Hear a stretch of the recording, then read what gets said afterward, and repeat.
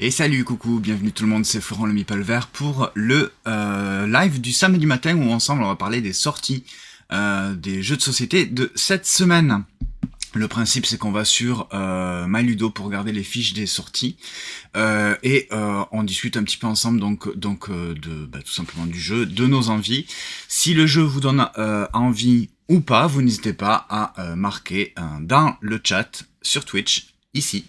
Si vous regardez cette vidéo sur YouTube, n'hésitez pas à venir sur Twitch pour qu'on puisse en discuter ensemble, ou alors n'hésitez pas à mettre un petit like et un petit commentaire en bas de la vidéo. Alors on va commencer tout de suite avec, pour moi, je pense qui est la sortie la plus marquante, en tout cas à mon goût, de cette semaine. Chez Ravensburger Alea, c'est les druides d'Edora. Il est là. Ça faisait un petit moment qu'on l'attendait, celui-ci, ça y est, il arrive enfin. Il était déjà annoncé, il me semble, la semaine dernière, pardon. Finalement, non, c'est cette semaine-là qui sort. Ça y est, il est arrivé. Donc là, j'ai juste la boîte vide parce que le jeu est déjà installé sur la table. On a fait une partie hier soir. On va en refaire une là, je pense, dans la journée, voire demain. Très très bonne sensation. Un jeu qui est relativement assez, j'ai envie de dire, accessible, puisque les actions sont quand même, il y a de nombreuses actions, mais sont relativement assez simples. Donc évidemment, nous sommes des druides qui allons parcourir la forêt afin d'ériger des stèles et des menhirs, récolter du gui pour faire des potions. Et tout ça, ça va se passer tout simplement avec les actions vont se dérouler avec des dés. Les dés qui vont nous permettre donc de réaliser des actions, payer de la nourriture suivant la valeur du dé. La nourriture est très importante puisque ça va nous permettre de faire des actions, mais également ça va nous permettre de nous déplacer. Et ces actions donc sont donc ériger des stèles, des menhirs, récolter du gui, je vous disais, pour faire des potions qui vont nous débloquer des bonus, mais également récolter des tuiles objectifs. Également, on va utiliser une serpe pour pouvoir cueillir des plantes médicinales qui vont nous permettre encore d'augmenter nos bonus, d'avoir des combos supplémentaires. C'est relativement assez simple, et comme le dit des jeux des livres, c'est hyper bien. Ouais, c'est vraiment... on a vraiment beaucoup aimé, en tout cas, notre première partie. Les sensations c'est assez fluide. Le livret de règles n'est pas très compliqué. Il est bien écrit. Et comme je disais, les actions sont relativement assez simples. Après, c'est toujours pareil. C'est le reste. C'est la stratégie que vous allez devoir mettre en place qui, suivant ce que il est proposé sur le tableau, le plateau, parce que le plateau central, en fait, il est ultra modulable. Donc, suivant comment c'est positionné, eh bien, vous n'aurez pas les mêmes parties. Donc très très bonne sensation, en tout cas voilà pour cette première partie. Je pense qu'on va en refaire une dans l'après-midi parce que c'était vraiment un chouette jeu, un gros jeu. Je vois qu'il est aux alentours de 60 €, c'est pas donné. Mais voilà, c'est quand même un chouette jeu. Alors je vois que là il y a marqué sorti le 3 octobre. Je pense que si j'actualise, voilà, je l'ai modifié, c'est sorti le 10 octobre. Un 4 joueurs à partir de 12 ans, des parties d'environ, ouais, à 2, on n'a pas mis tant de temps que ça, mais 120 minutes, oui, facile, je pense que oui. Donc c'est chez Ravensburger Alea, c'est un jeu de Stefan Feld, illustré par Fred Gizubel. Et c'est vraiment donc une chouette recommandation de sortie de la semaine, si tant est que vous aimez les jeux un petit peu costaud, mais en tout cas pas trop, assez accessible. La prochaine sortie, ça y est, c'est arrivé également, c'est Styx chez Don't Panic Game, avec ses superbes illustrations dans un univers tout simplement en enfer. C'est une mécanique, alors il y a un petit peu d'enchère et un petit peu de collection, c'est-à-dire que à chaque tour, en gros, vous allez avoir 2 émissaires qui vont être mis en jeu et tous les joueurs vont mettre un de leurs jetons sur une carte de leur choix. Ils ont droit à, on a chaque joueur 3 jetons. Il y a un jeton qui va nous permettre donc de recruter cet émissaire avec un système d'enchères. Il va y également l'action de tout simplement de je veux pas cet émissaire, l'autre ne m'intéresse pas non plus, je vais tout simplement récolter des pièces pour pouvoir acheter à un prochain tour par exemple, mais je vais pouvoir également assassiner l'émissaire pour justement embêter nos adversaires. J'ai hâte d'y jouer, celui-ci, parce que je trouve que les illustrations et l'univers sont très très belles. En fait, moi, ça me plaît beaucoup. J'ai hâte de découvrir un petit peu plus au niveau des mécaniques pour justement par la suite revenir dessus et vous en dire un petit peu plus sur le fonctionnement et en tout cas mon avis, mon ressenti, parce que pour l'instant, ce n'est que des suppositions. Voilà pour Styx. Chez Don't Panic, c'est un jeu donc de Pierre Lamy, illustré par Adrien Rives, qui est sorti. Donc ça se joue jusqu'à 6 joueurs, c'est quand même intéressant. De 6 joueurs à partir de 14 ans. Ouais, c'est ce qui est marqué sur la boîte, 14 ans. Ça m'a pas l'air si compliqué que ça quand même, hein, pour que ce soit un 14+. Des parties d'environ 45 minutes. Mais c'est vrai que les illustrations, Armic One, salut, coucou. Moi, c'est ce qui m'a attiré en premier sur le jeu. Alors après, au niveau du jeu en lui-même, on en reparlera. Mais en tout cas, voilà, je trouve ça super super bien illustré. J'espère que le jeu sera à la hauteur des illustrations. Alors, Moonshine, chez Blam, ça y est. Il est arrivé, c'est un jeu de Thomas Dupont et illustré par Maxime Morin, c'est chez Blam, c'est distribué par BlackRock. Un chouette jeu que qu'on avait déjà repéré à Cannes de 2000, cette année 25 en fait. Ça y est, il arrive enfin, 2-5 joueurs à partir de 10 ans, des parties d'environ 20 minutes. Construction de, on va dire, de moteur. En fait, on est une espèce de bar un petit peu clandestin et on va essayer d'attirer des clients. Ces clients qui vont nous rapporter des points et des bonus. Comment on fait pour attirer ces clients? Ben tout simplement, on va devoir leur servir soit des boissons, soit de la nourriture, ou soit leur diffuser de la bonne musique qu'ils ont envie d'écouter. Et comment on fait ça? Ben tout simplement avec des lancers de dés, puisque les dés ont des faces, donc soit avec de la nourriture, soit avec des cocktails, soit avec de la musique.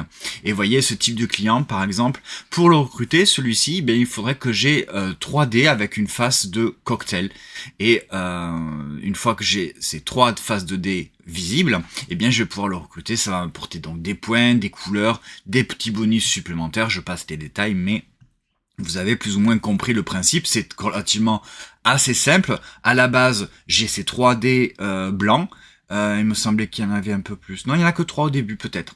Et on va pouvoir débloquer des bonus avec le dé bleu et le dé orange, qui vont donc nous permettre d'avoir un petit peu plus de faces de dés. Hein. Et également ces lunes qui sont des bonus qui vont nous permettre de débloquer encore des bonus. Une fois que c'est validé, on défausse tout, on met la carte en dessous de notre bar clandestin. Hein, voilà, et ça c'est par exemple une mise en place de départ avec notre bar et les 2 premiers clients. Donc pour lui, si je veux le servir et le mettre en dessous, il me rapportera 1 point et il me rapportera une phase de dés de notes de musique supplémentaires permanent. Donc il faudra que j'arrive à avoir 4 notes de musique et 2 lunes. Ces lunes, ce sont des petits jetons. Par exemple, en début de partie, on reçoit ces 3 cartes-là, plus un jeton lune, que je pourrais placer ici. Ça veut dire que pendant que cette carte est visible, eh bien, j'aurai une phase de dés musique de supplémentaire. Voilà, donc c'est pour ça que je disais, c'est vraiment de la construction de moteur et de points en fait, hein, puisqu'au fur et à mesure on va accumuler des points, on va accumuler des bonus sur des lancers de dés.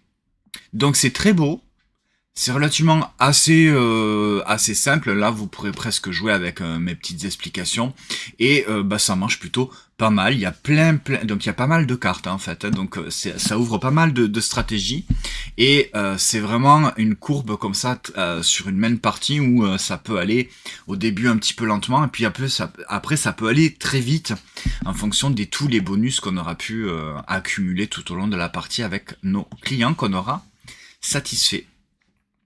Voilà pour ce chouette Moonshine.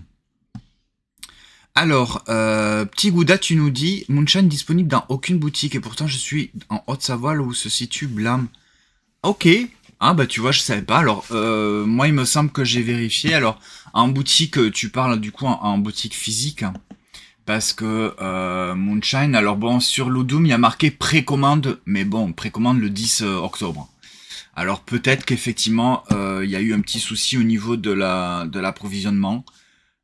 J'ai pas fait attention sur les réseaux si les Instagram des boutiques en parlaient ou pas. J'ai pas fait attention. Mais après c'est possible, ça peut arriver. Je pense que les distributeurs n'arrivent pas à livrer toutes les boutiques de France, même si Blam est à côté de chez toi. C'est BlackRock qui distribue, donc peut-être que voilà il y a eu des petits ratés.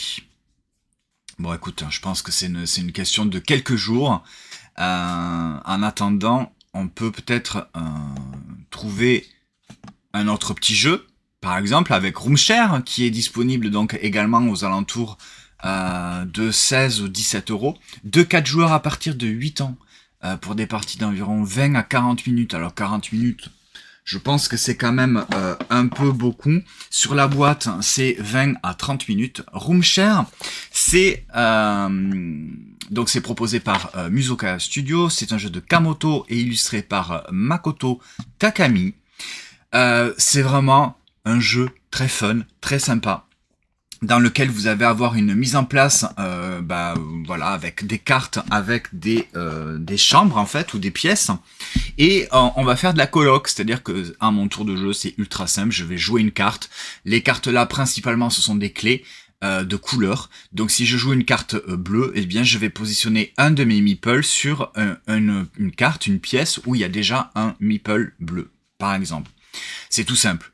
Je vais faire ça, tout le monde va faire ça. Au bout d'un moment, quand il va y avoir 4 meeples dans une seule pièce, eh bien là, c'est pas possible. On ne peut pas être plus de 3. Donc c'est l'expulsion. Les meeples sont hop éclatés sur les pièces adjacentes. Et c'est-à-dire que ça peut faire des explosions entre guillemets, des expulsions en cascade. C'est-à-dire que si ici cette salle elle est expulsée, et bien que celui-ci il va ici, mais qu'il y a déjà 3, et bien ça refait une expulsion. Donc paf paf paf, ça éclate de droite à gauche, de haut en bas, un petit peu partout. À la fin de la partie, une fois qu'un joueur a déposé tous ses meeples, eh bien on arrête et on va compter les points. Il faut, pour que les points soient validés, il faut qu'il y ait 3 colocataires dans une pièce pour marquer les points. Si tu es seul ou si tu es 2, ça ne marche pas. Sauf dans les pièces hantées, puisqu'il y a des pièces avec les fantômes qui ne rapportent pas des points, mais qui en font perdre 2. Là, peu importe, hein, que tu sois 1, 2 ou 3, tu les perds, les moins 2 points. Voilà, donc c'est très rigolo, c'est très fun, c'est pas mal d'interactions, c'est très rapide, assez interactif, et c'est une chouette découverte. Je le recommande parce que c'est un petit jeu qui ne prend pas beaucoup de place. Vous voyez, la boîte elle est toute petite et en plus c'est super mignon et c'est très très fun à jouer à partir de 8 ans, même peut-être un petit peu en dessous. C'est vraiment pas compliqué, mais l'interaction est bien présente. Mais c'est gentillé, c'est pas très méchant, mais c'est vraiment c'est très drôle. Moi j'ai trouvé ça. Même on a trouvé ça tous très fun, vous voyez, ça c'est les types de cartes. Alors il y a d'autres types de cartes, hein. Il y a des cartes bonus comme ça, ou des cartes avec des interactions un petit peu différentes, mais c'est très très simple à comprendre. Voilà pour ce petit Roomshare chez Musoka. Alors oui, c'est vrai que Moonshine, tu peux le jouer sur BGA, Armicman, ouais, effectivement, ouais, tu fais bien de nous le préciser. Ouais. Alors, je papillonne, bienvenue. Donc, si tu es en voiture, sois prudente. Si tu ne fais que m'écouter, sois prudente et concentrée au volant. Allez, en suivant, les caprices du roi. C'est une petite hype, ou en tout cas une espèce de petite mode qu'il y a en ce moment sur les jeux, j'ai envie de dire à la Fantasy Realms-like, c'est-à-dire que c'est un jeu de gestion de main de cartes et de pouvoir. C'est-à-dire que les cartes vont pouvoir comboter entre elles. À mon tour de jeu, je vais piocher une carte, je vais l'ajouter à ma main et je vais devoir défausser une carte de ma main pour avoir plus ou moins toujours le même nombre de cartes dans ma main. Ça, c'est le principe, on va dire, de mécanique de Fantasy Realms. Et bien, dans les Caprices du Roi, ça va être la même chose. Sauf que en plus des pouvoirs et des points que vont rapporter les cartes une fois que la partie sera terminée et que je vais montrer toutes mes cartes et que je vais les étaler sur la table pour compter les points, le Caprice du Roi, eh bien effectivement c'est tout est dans le titre, c'est-à-dire que à chaque manche, ça se joue je crois en 5 ou 6 manches, je ne sais plus exactement, eh bien le roi va avoir une demande un petit peu particulière.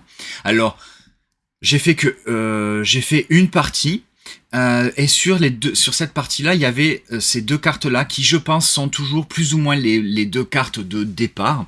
C'est-à-dire qu'on va devoir, dans notre main de cartes, avoir une suite donc de valeurs et à la deuxième, c'est des espèces de groupes de couleurs. Je ne suis pas certain, mais à peu près c'est ça. Et ensuite, on va avoir donc des caprices du roi, tout simplement, qui vont être révélés au fur et à mesure de la partie. Donc on ne sait pas exactement, on ne sait pas du tout d'ailleurs en début de partie ce que le roi va nous demander comme, on va dire, mission ou objectif, à part la première. Donc là peut-être on le voit un peu mais pas trop, c'est-à-dire que le roi ne veut pas qu'on ait dans notre main de cartes pas plus de 2 cartes d'une seule caste. Donc on ne va pas avoir le droit, ou en tout cas pour marquer les points, pour marquer 30 points, on ne pourra pas avoir plus de 2 cartes de la famille des paysannes ou des artisanes ou je ne sais plus les nobles, etc. Puisqu'il y a plusieurs donc familles, un petit peu à la Fantasy Realms en fait, encore une fois. Et donc on va piocher une carte, défausser une carte. Les cartes qu'on défausse, elles sont dans la défausse commune, accessible donc aux autres joueurs, mais également à nous-mêmes pour le prochain tour. Vous connaissez peut-être plus ou moins le principe de cette mécanique. Une fois qu'on a fait ça, eh bien, on va dévoiler la prochaine carte de Caprice du Roi. Et là, par exemple, Carnaval, donc avoir au moins une carte dans dans une des 3 castes suivantes. Donc, les artisans, les nobles, les écrivains, les paysans, par exemple, voilà. Et en fait, c'est que, ce qui est drôle dans ce jeu, c'est que le Caprice du Roi, eh bien, les caprices vont être révélés au fur et à mesure, mais un caprice qu'on va avoir résolu ici, qu'on va en tout cas pouvoir effectuer, c'est-à-dire pas plus de 2 cartes d'une même caste, par exemple, eh bien ici, ça se contredit, vous voyez. Par exemple, ici, ça nous dit qu'il faut avoir au moins 3 cartes de paysannes. Eh bien, ça se contredit parce que celui-ci nous dit pas plus de 2. Voilà. Donc, c'est à vous à gérer vraiment de la gestion de main de cartes pour tenter tout simplement de marquer le plus de points à la fin de la partie. Alors, les cartes de caste, elles ont également des pouvoirs qui vont nous permettre, donc voilà, par exemple là, le noble, défausser une carte de noble plus une carte au choix pour récupérer 2 cartes de la zone de recrutement. Voilà, c'est vraiment très axé fortement sur la gestion réellement de main de cartes. C'est pas tout à fait un cran au-dessus de Fantasy Realms, mais c'est un petit peu dans le même esprit avec quelques variantes qui permettent de renouveler le jeu et de ne pas avoir en fait 2 fois le même jeu. Donc voilà, le Caprice du Roi, on a trouvé ça plutôt très intéressant. Si on aime voilà la mécanique de gestion de main de cartes à la Fantasy Realms, eh bien celui-ci vient à proposer en tout cas quelque chose de nouveau et une chouette proposition ludique pour renouveler le jeu à la mécanique de Fantasy Realms. Voilà, donc je cite souvent Fantasy Realms parce que c'est vraiment, en tout cas pour moi, le premier qui vraiment apporte cette mécanique-là de je pioche une carte, je défausse une carte et j'essaye d'avoir la meilleure main de cartes pour avoir le plus de points de combo entre les cartes.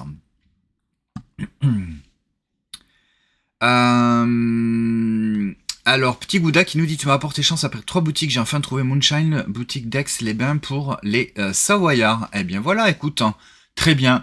Je regarde, j'imagine que tu regardes ça sur les boutiques qui proposent, qui ont une page internet. Pardon, je perds mes mots. Eh bien écoute, super, tu vas pouvoir te procurer ton petit Moonshine de la semaine. Je suis pas spécialement un puzzler ou puzzliste, je ne sais pas comment on dit. En tout cas, j'avais découvert Micro Macro. C'était le puzzle Funfair, la fête foraine. J'avais trouvé ça, mais génial. On s'était vraiment amusé. On s'était vraiment pris au jeu, c'est-à-dire qu'on avait eh bien ouvert la boîte, défait les sachets avec les pièces de puzzle et on avait tout étalé et on a commencé très classiquement par trier les pièces du puzzle avec les bords, les coins et petit à petit on essayait de trier en fonction de ce qu'on pouvait voir sur les pièces de puzzle. Très classiquement, je pense que tous les puzzlistes puzzlers font ce genre de choses. Et donc on a commencé Micro Macro, vous connaissez hein, ce jeu d'enquête, hein, voilà, où on a des petites enveloppes où on va devoir trouver la solution à ce qui s'est passé. Et bien là c'est plus ou moins le même principe, sauf que bien la carte on va devoir la faire nous-mêmes. Et c'est pas si facile que ça, puisque c'est tout en noir et blanc avec uniquement des traits comme les Micro Macro.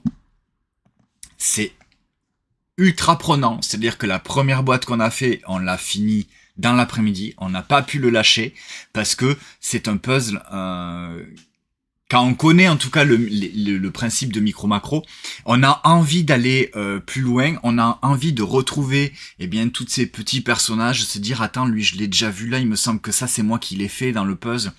Et une fois qu'on a terminé le puzzle, il y a des enquêtes qui sont proposées. Alors hop.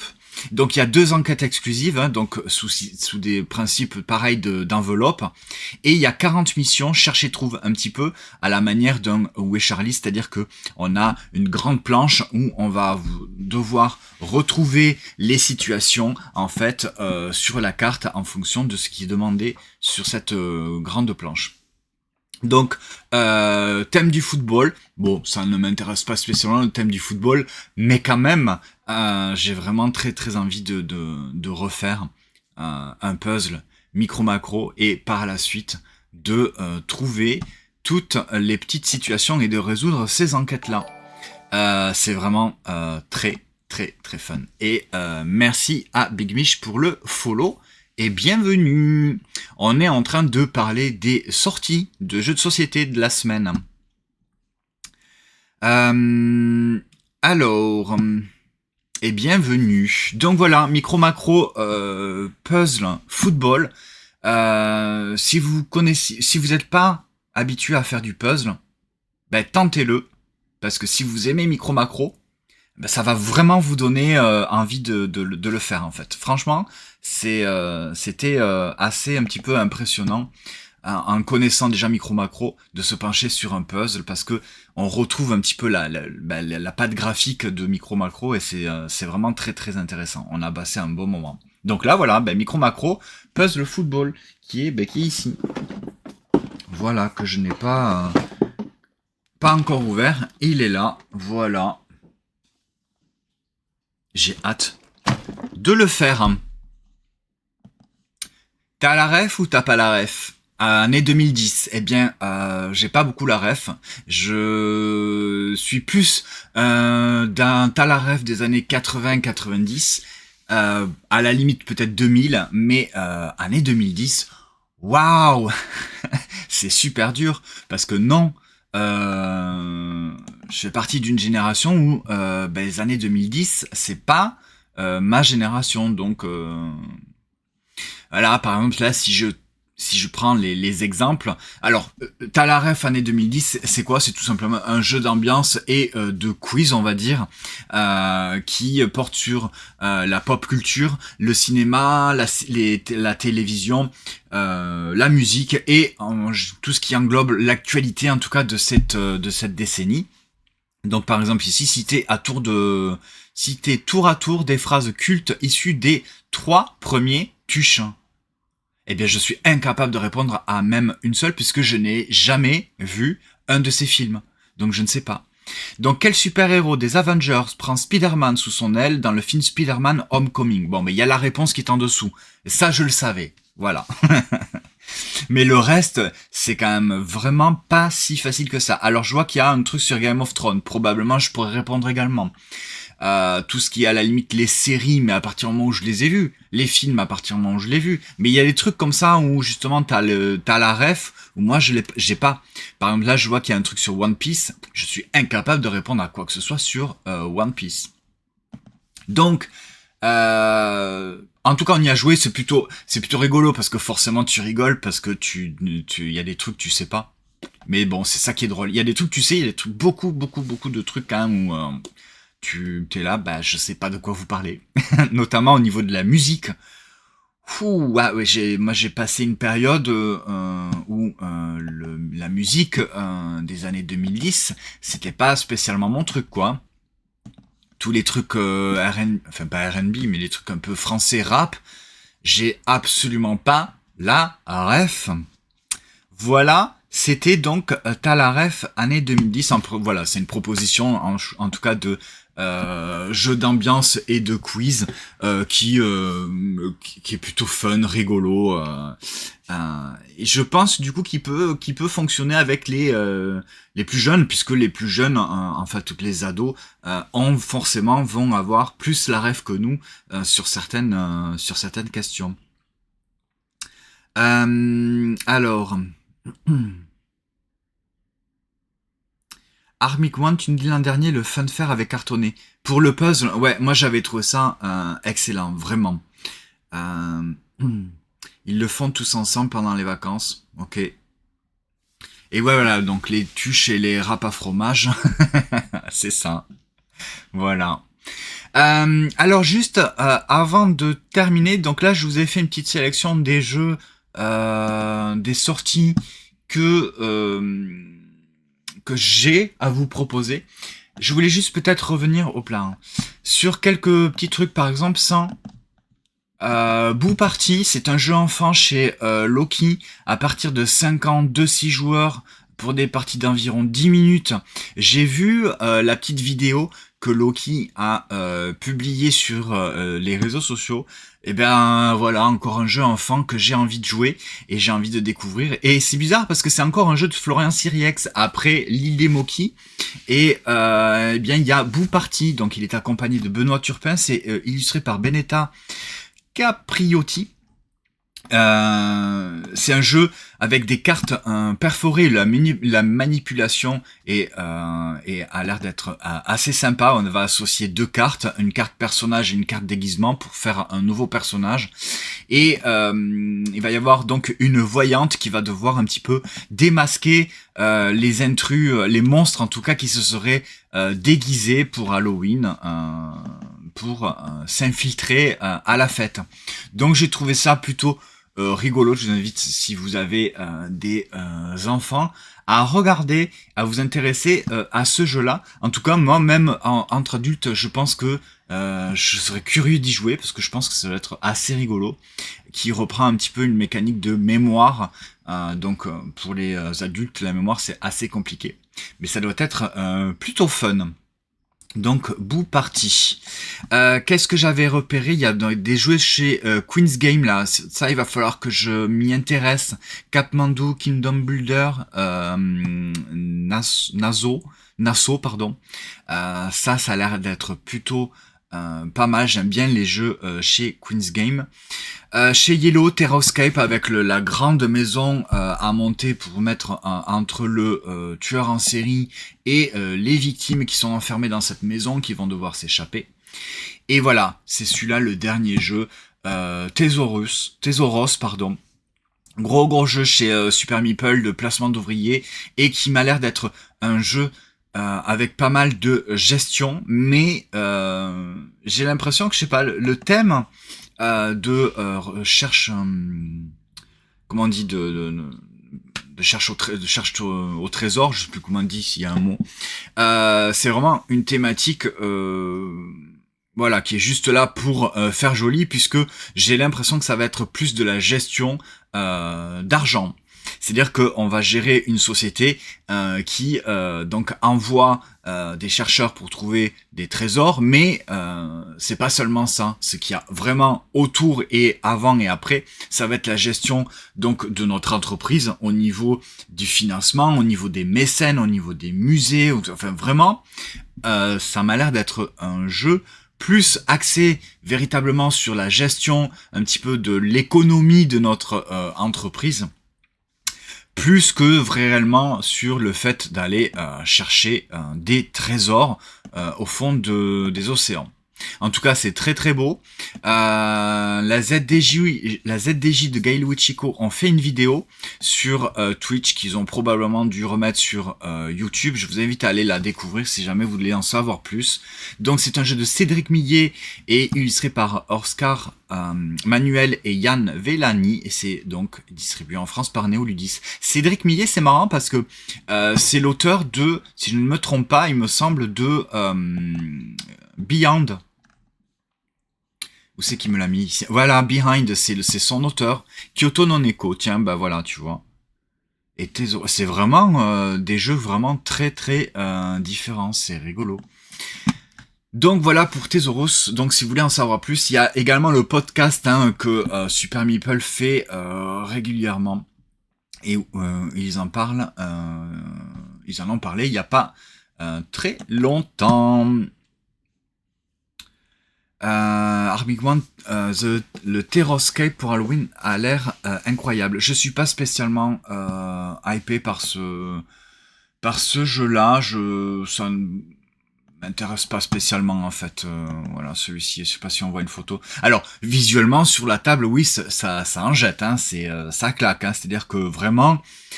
Il y a cette espèce de maison, de manoir au milieu comme ça de la table avec cette piste à dés, ces supports de cartes, ça en jette, ouais c'est sûr. Après, je serais curieux d'y jouer, de le découvrir avec plaisir, pourquoi pas, mais de moi-même j'irai peut-être pas sur Terrorscape.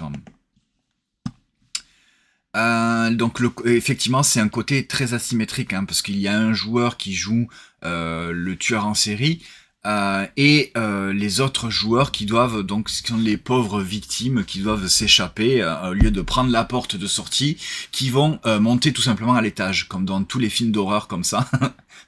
J'ai l'impression que c'est toujours le même schéma. Plutôt que de se barrer, de prendre les clés de sa voiture et de se barrer, non, et ils s'enferment dans leur chambre au 3e étage. Un seul contre tous, c'est pas trop mon truc non plus. Oui, bah après, alors je vois que ça se joue à 2. Je suis pas sûr que ce soit la meilleure configuration. Mais en tout cas, voilà, ça peut se jouer à 2. J'imagine que le joueur qui joue les victimes va jouer plusieurs victimes, justement. Voilà pour le petit, j'allais dire le débrief ludique, mais non, mais pour les sorties de la semaine. N'hésitez pas à rajouter un petit commentaire s'il y a des sorties peut-être auxquelles je n'ai pas pensé, s'il y a des jeux qui vous font envie, d'autres qui vous font pas du tout envie, si vous avez envie de jouer à tel ou tel jeu. On se retrouve lundi prochain pour le débrief ludique justement où on va parler des jeux plus en détail auxquels nous avons joué, notamment les druides d'Edora. Sur la table de jeu derrière moi il y a installé Rock Hard 1977 de chez Yellow, donc on va y jouer et on vous en reparlera lundi pour le débrief ludique à 20h sur Twitch et ça sera sur YouTube également. Merci beaucoup d'avoir suivi cette vidéo en live sur Twitch et également si vous regardez sur YouTube. Je suis Florent le Meeple Vert sur Instagram. N'hésitez pas à me rejoindre sur Instagram, sur Twitch, sur YouTube également. Avec grand plaisir. Merci à toi Armic One d'être passé et merci à vous. Également Je Papillonne, Armic One, des jeux des livres. Lui c'est normal, il est obligé d'être là, il est persécuté. Merci Big Mish, merci Petit Bouddha et j'espère que je n'oublie personne. Passez une bonne journée, un bon week-end, amusez-vous bien et à bientôt. Ciao ciao, salut.